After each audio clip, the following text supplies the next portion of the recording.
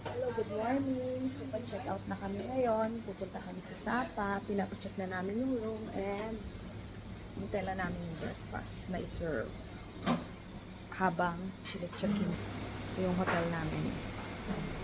Balutin mo ako ng hiwaga ng iyong pagmamahal. Ayan, sa wakas dumating na ang aming pick-up.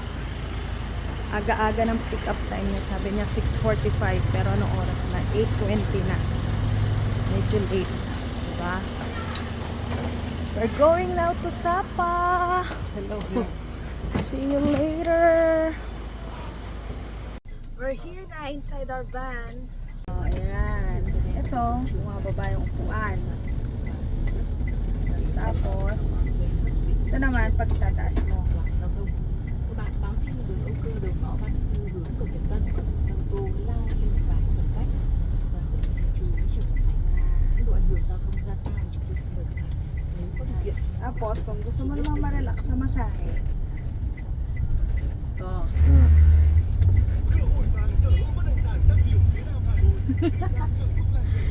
Vibrate. Sarap! Kasi oh, nakaka-relax.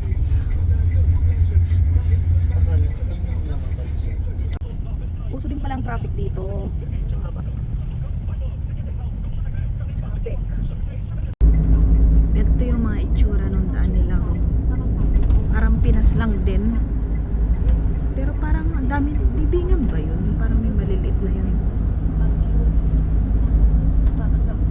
Ano kaya yun? Ayun no. Tignan nyo oh. Ano ba parang maliliit na mga ayun. Parang maliliit na sila yung ba yun? Ano kaya yun?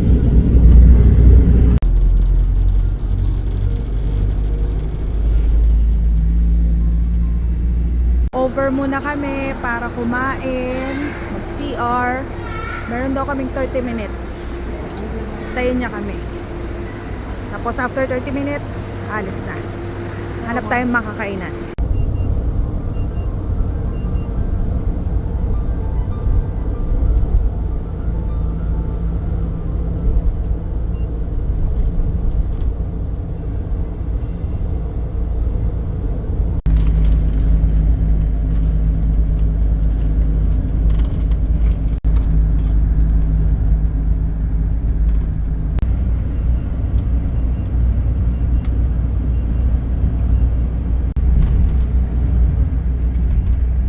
Our second stop. 30 minutes daw. Tayo ng mga wooden gamit. Okay lang. Order tayo. May avocado. Can you avocado smoothie. Tabang.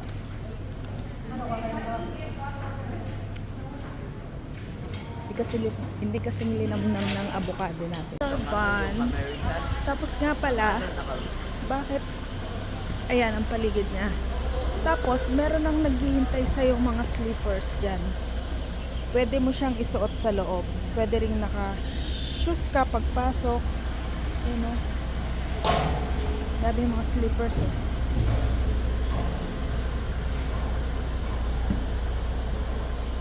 Ang amoy dito para ka rin nasa Pinas, yung bagong ulan.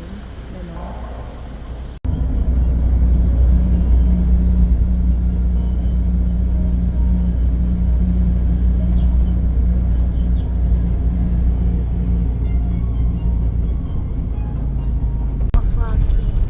Foggy na ang daan going to Sapa.